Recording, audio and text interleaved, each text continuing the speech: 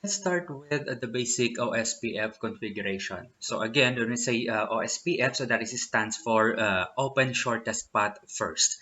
Okay, so that is a standard routing protocol that's been used the world over for many years and supported by practically every routing vendor as well as the open source community.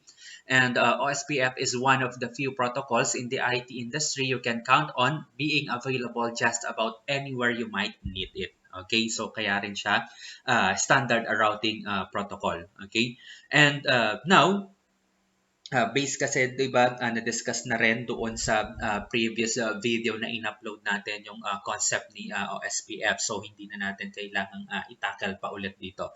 Okay, so let's start now with the basic OSPF configuration. Okay, so we have here the given topology. So, meron tayong router. Okay, so tatlong 2811 ulit yung ginamit natin. And meron tayong switch na tatlo rin na ginamit, which is 2960. At meron din tayong mga PC. Okay, so bawat local area network natin ay nilagyan natin ngayon ng PC.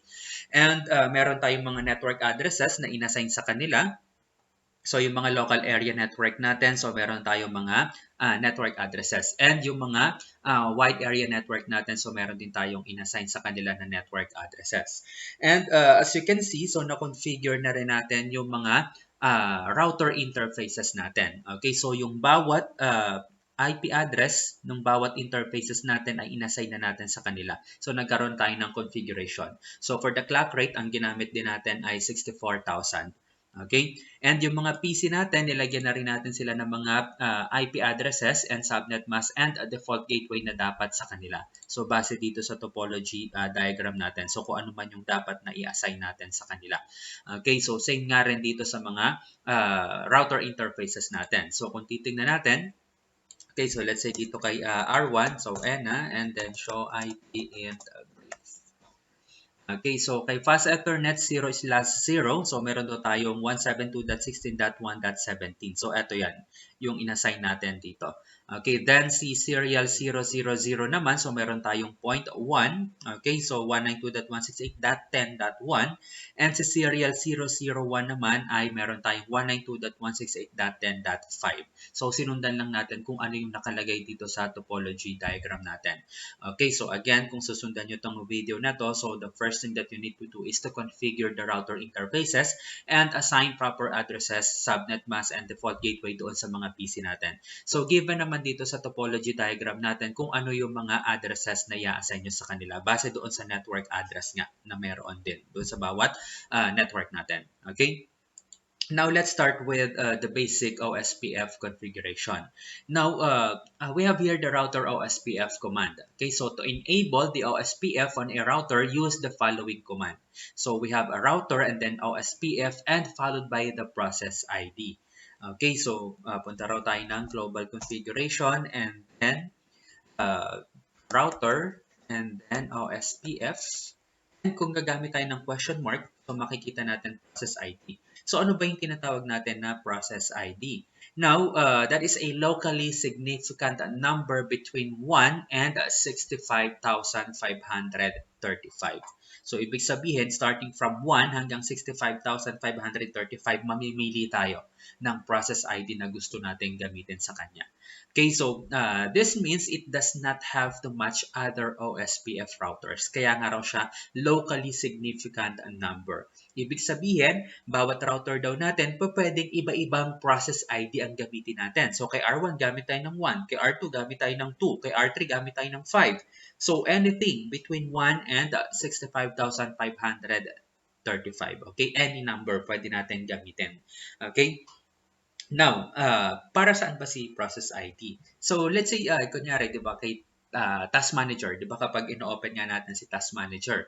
Okay, so, para ma-identify natin yung mga bawat processes or let's say paano ba na-identify yung mga processes doon. So, through the use of the process ID. Okay, so ganun din dito. Okay, so yun nga lang gaya nung sabi natin, di ba? Pwede nga nating pag-iba-ibahin yung process ID ng bawat router natin. Pero, kailangan din nating tandaan. Okay, kasi every time na i-access natin or meron tayong modification na gagawin or kung ano man doon sa routing protocol nga natin, which is the OSPF, so kailangan alam natin kung ano yung process ID. Okay, so kaya ang naging practice, hindi na lang pinag-iiba-iba yung process ID. So pinapare-pareho na lang lahat ng router. Okay, so let's say kunyari gamit tayo ng router OSPF 1. Okay, yung 1 yung process ID na gagamitin natin. Okay, then enter lang. And after that, so followed by the OSPF network command. Okay, so gamit daw tayo ng network na command. Okay, so kung tingnan nyo, di ba, kay RIP, starting kay RIP, di ba, hanggang kay EIGRP, so gumagamit tayo ng network command. Okay, so kapag gumamit tayo ng network command, so meron tayong ina-identify, kumbaga. Okay, so yung network address na gusto nating i-advertise. Okay, or yung pupuntahan, kumbaga. Okay, yung i-advertise nga natin ng mga network. Okay, so it requires entering, of course, the network address, the wildcard mask. So again, when we say wildcard mask, so that is the inverse of the subnet. Okay, so yung subnet mask niya, i-inverse lang natin. So yun na nga yung tinatawag natin na wildcard mask. So kumbaga, ima-minus lang natin kay 255.255.255, parang ganon, sa apat na 255. So for example, okay, so i-ano muna natin to. Okay, so kunyari na lang, kukunin natin ay ang subnet mask natin, for example, ay 255.255.255. Let's say 48 na lang. Okay. So kung 248 yung ano natin, yung subnet mask natin, so ang gagawin lang natin para makuha natin yung wildcard niya, so i-minus lang natin siya sa 255.255.255. Okay? So kukunin natin yung minus niyan, and kung ano man yung sagot na lalabas diyan, so 255 minus 255, that is 0.0.0. And then 255 minus 248, so ano yung answer natin diyan? So ibig sabihin, meron tayo ngayong ilan? Kapag 248, 7. Okay, so ibig sabihin, ang wildcard mask natin kapag ang subnet mask natin ay 255.255.255.248, ang wildcard mask niya ay 0.0.0.7. Okay, so ganun lang, in simple formula, kumbaga, para mas madali nating makuha yung wildcard mask. Okay, so ganun lang siya kadali. Okay, so now, delete ko lang yun para hindi malito. Now, balik tayo dito kay R1. Okay, so again, di ba, gaya nung sabi natin, kapag nag-advertise tayo, yung mga directly connected networks natin ang ina-advertise natin. So, kung nandito tayo ngayon kay R1, ang directly connected niya ay si 172.16.1.16, and we have 192.168.10.0 at we have 192.168.10.4. So, ibig sabihin, sila raw yung mga i-advertise natin. Okay, so again, gaya nung sinabi natin, di ba? Or sinabi doon sa previous na video na in-upload natin. So, gaya ng sabi doon, napaka-importante raw ng route summarization dito kay OSPF. Kasi kung hindi raw natin gagawin or isa-summarize, mawawala ng kumbaga ng purpose or hindi naman totally mawawala ng silbi si OSPF kasi gagana pa rin siya. Kaya lang kasi, kumbaga yung kagandahan nitong routing protocol nga natin na OSPF ay mababawasan kumbaga kapag hindi tayo nag-summarize. So kaya importante yung route summarization. Okay, but before that, so gawin muna natin is wag muna tayong mag-summarize. So ipakita lang din muna natin gagana siya. So again, di ba gaya na sabi natin, nagkakaroon tayo ng route summarization para mas bumilis. Okay, yung sending ng updates nila kumbaga. Okay? So, let's say, unahin natin si 172.16.1.16 and then slash 28 siya.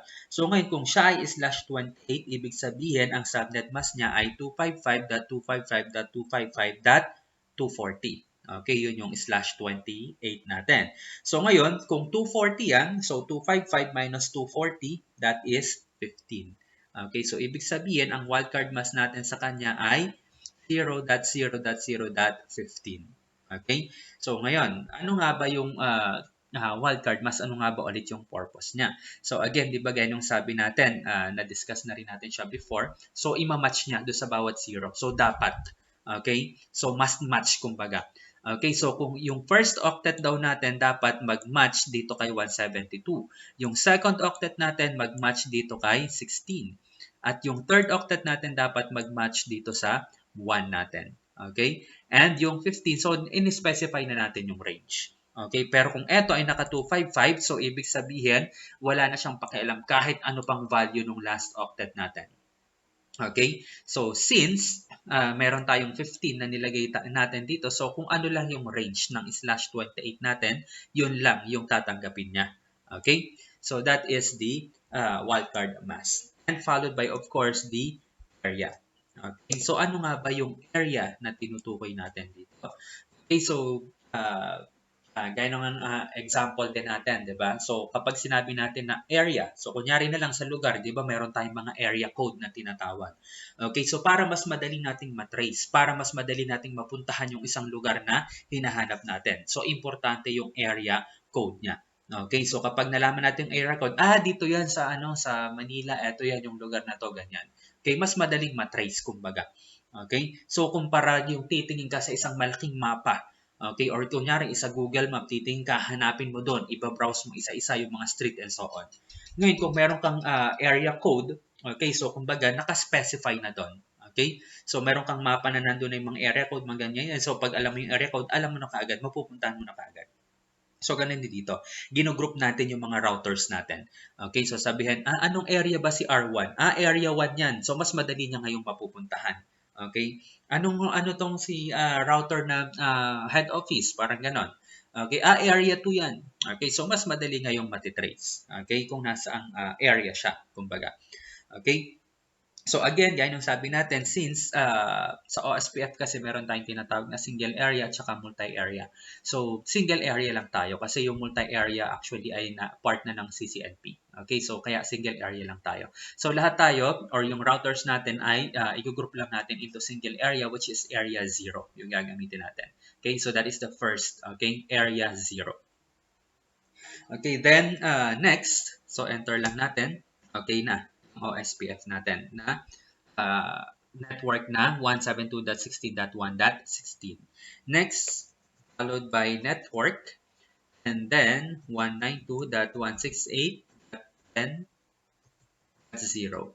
And /30 siya, so ibig sabihin 3255.252 siya. So ang wildcard mask niya ay 0.0.0.3. And of course, area 0 din siya. Doon natin din siya ilalagay. And arrow up ko lang, then palitan ko lang to, gawin ko lang siyang 10.4. Okay? And then ito yan, yung isang directly connected niya. And enter lang, then exit lang tayo. Okay? Then do show IP protocol. So tingnan natin kung na-implement na sa kanya. Okay, so nakita natin OSPF1, yung routing protocol nga natin. So ibig sabihin OSPF na tayo and process ID niya is 1. Okay? And ito na ngayon yung mga in-advertise natin or yung mga networks. Okay? And then kung ano yung area nila at yung mga wildcard mask nila. Okay? Nakalagay na rin dyan. And okay, so ito na yung sources natin. Okay? So yung routing router ID natin. Okay, kumbaga. So ito siya. Okay, 192.168.10.5. So mamaya natin explain kung bakit yan yung naging router ID ni R1. Okay? So proceed muna tayo kay R2. Okay? So same procedure yung gagawin natin. Okay, so ENA and then show IP route para makita natin yung directly connected sa kanya. So meron din tayong tatlo. 10.0, that's 10.10.10.0, and then we have 192.168.10.0 and 192.168.10.8. Okay, so yan daw yung mga kailangan natin ma-advertise. So tingnan natin yung protocol niya kung meron na siya. Okay, so IP protocol. So nakita natin wala. Kasi nga wala pa tayong ini-implement na routing protocol sa kanya. Okay? And by the way, so dito pala, tingnan din natin kung meron na tayong neighbor. Okay? So para mas bumalik lang tayo kay R1. Okay? So do show IP OSPF neighbor. Okay, so nakita natin wala pa rin siyang neighbor. Okay, bakit? Kasi wala pa tayong ini-implement na routing protocol dito sa mga katabi niyang router. Okay, so kaya ngayon, mag-issue na rin tayo ng routing protocol kay R2. Okay, so configuration terminal, and then router OSPF 1. Okay, so again, pwede naman nating ibahin, kaya lang para-pareho na lang kasi mahirap, lalo na kapag sobrang dami ng router, mahirap siyang tandaan ko ano ba yung mga process ID na ginamit mo sa kanila. So kaya puro 1 na lang tayo. And then followed by network, and unahin natin si 10.10.10.0. And siya ay /24, so 0.0.5. Okay, then area, 0 pa rin tayo. Okay, so yan yung gagamitin natin sa kanya. And next, network. Okay, 192.168.10.0/30. So again, that is 0.0.0.3. And area, 0 pa rin tayo.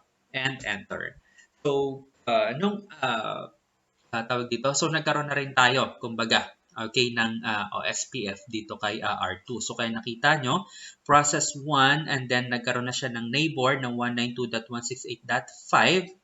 Okay, so on serial 000 from loading to full, and then loading done. So, nagkaroon tayo ng isang neighbor kasi nagtagpo na silang dalawa. Okay, and then next, row up ko lang para kay 192.168.10.8.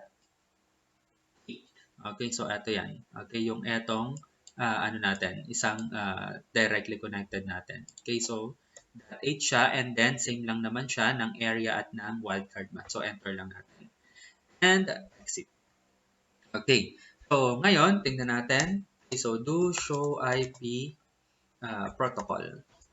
So nakita natin, ang router ID naman ni R2 ay 192.168.10.9. And nakita natin, okay, so ito yung mga kumbaga in-advertise natin, okay, na mga networks sa kanya. So, tingnan natin ngayon kung meron siyang kapitbahay. So, do show IP OSPF neighbor. Okay, so, nakita natin meron na siyang kapitbahay si 192.168.10.5 na router ID. Yan na yung kapitbahay natin. Eh, di ba ito ay si R1? Okay, si 192.168.5.10.5. Okay, so siya si R1. So, tingnan natin kung talagang siya si R1. So, di ba nung ano tayo, okay, nag-show IP protocol tayo, ito ang router ID ni R1. Okay, 192.168.10.5. So, siya yan. So, kanina nung nag-ano tayo, do show IP OSPF neighbor tayo, walang lumabas. Okay, so tingnan natin ngayon kung meron na rin siyang neighbor. So, dapat ang neighbor na lalabas sa kanya ay si 192.168.10.9. So, yan yung router ID netong R2 natin. So, dapat siya yung lalabas dito kay R1. So, tingnan natin kung siya yung lalabas. Do show IP OSPF neighbor. Okay, so ayan na siya. Okay. So, 192.168.10.9. So, eto yan, si R2, yung tinutukoy natin. Okay? So, tingnan natin ngayon kung makakapag-send na tayo ng message sa kanya. Okay, so from PC0, punta tayo ng PC1. Okay, successful na. So, try ulit natin. Pabalik. Okay, successful. Bakit? Kasi nagkaroon na sila ng common protocol. Okay, so same area na sila, kumbaga same OSPF and so on. So, kumbaga nag-match lahat. So, kaya nagkita na silang dalawa. So, i-try natin dito sa kabila. Okay, failed. Okay, so wala pa. So silang dalawa pa lang yung nagkikita kasi etong dalawang router pa lang yung nag-advertise or nagkaroon nga ng routing protocol natin. So i-try natin ngayon si R3. Okay, so gawin na rin natin si R3. And then conft. And tingnan pala muna natin do show IP route. Okay, yung mga directly connected niya. So si eto yon. Ito at saka ito. So, tatlo ulit. Okay? So, kasi tatlo naman yung directly connected na network sa kanya. Okay, so router OSPF 1. Okay, then network. Okay, so 192.168.10.8. Okay, so unahin natin si .8. Ito siya. Okay, or in short, ayan siya. Si .8. So, siya ay /30. So, ang wildcard mask niya ulit ay 0.0.0.3 and area 0 pa rin tayo. Okay, enter lang. And, Ayan, so antayin lang natin yung update. So magkakaroon na rin siya ng connection, kumbaga. So ayan na yan. Okay, so nagkaroon na rin siya ng neighbor. Okay, so ang neighbor na niya ay si 10.9, which is eto yan, si R2. Okay, then arrow up ko lang and palitan ko to, gawin kong 10.4. Okay, so antayin din natin, magkakaroon ulit siya ng isa pang neighbor. Eto naman, si 10.5. So 10.5 naman yung lalabas sa kanya. So ayun na siya. Okay, and lastly, okay, so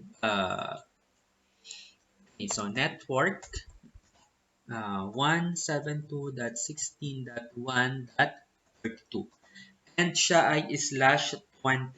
So ibig sabihin that is 255.255.255.248. Okay, so kung 248 yan, so ang wildcard mask niya ay 0.0.0.7, kasi 255 minus 248 is 7. Okay, then of course area 0. Okay, then enter lang and exit.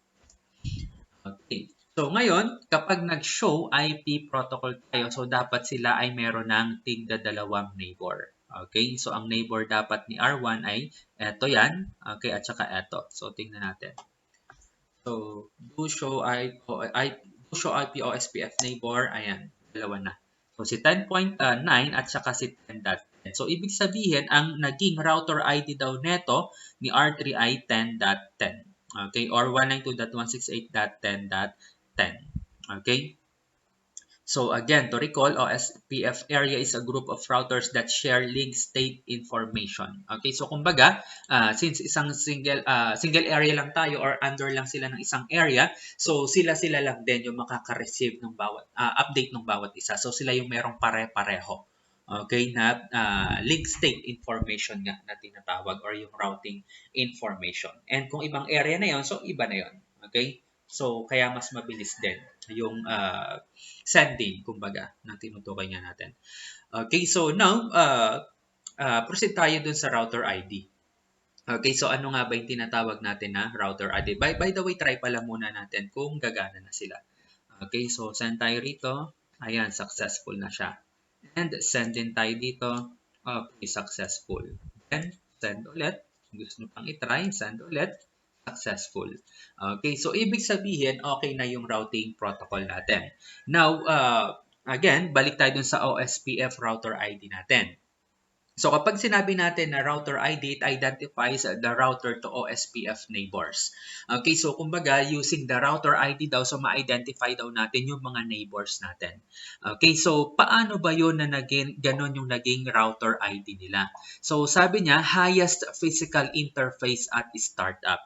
So ibig sabihin, kung sino raw or kung ano raw yung pinaka-highest physical interface. Okay, kung ano man yung address, okay, nung physical interface ni router, yun daw ang magiging router ID niya. Okay, so hindi sinasama or hindi kasama si local area network. Okay, so ibig sabihin, between 192.168.10.1 at 192.168.10.5, so yung dalawang physical interface natin dito, so mas mataas si 10.5, kaya siya ang naging router ID ni R1. Okay, so tignan natin. Okay, so ang router ID ni R1. So, do show IP protocol. Okay, so eto siya. Okay, si 10.5 ang naging router ID. Okay, naging router ID ni R1 kasi siya ang mas mataas. Okay, between, okay, dito sa dalawang physical interface natin. Okay, so now punta naman tayo kay R2. So, meron tayong 192.168.10.2 at meron tayong 192.168.10.9. So, yan yung dalawang physical interface natin. Okay? So, ibig sabihin, mas mataas si 192.168.10.9, kaya siya ang naging router ID ni R2. So, verify natin para sure. Do show IP protocol. Okay, so eto siya. Router ID niya ay 10.9. Okay, so eto yan. Kasi mas mataas. Okay, yung physical interface nga na to. Okay? And punta tayo kay R3. Ibig sabihin, kay R3 naman, okay, so meron tayong 192.168.10.10 at meron tayong 192.168.10.6. Okay, so obviously, dapat ang maging router ID ni R3 ay yung 192.168.10.10 kasi siya yung mas mataas. So, verify natin. So, do show IP protocol. Okay, so ayan siya. Ang router ID niya ay 10.10. So, kaya ito yung naging router ID niya. Okay, so kumbaga yan yung pagkakakilakilanlan nilang magkakapit-bahay. Okay, so papakilala siya or magsasend siya ng hello packets, di ba? Hi, I'm router ID 192.168.10.5, sabi ni R1. Sabi naman ni R2, hello. Okay, I am router ID 192.168.10.9. Okay, kasi yun naman yung router ID ni R2 and ganoon din naman si R3. So, yun yung gagawin nila na sending ng mga hello messages nila. Okay?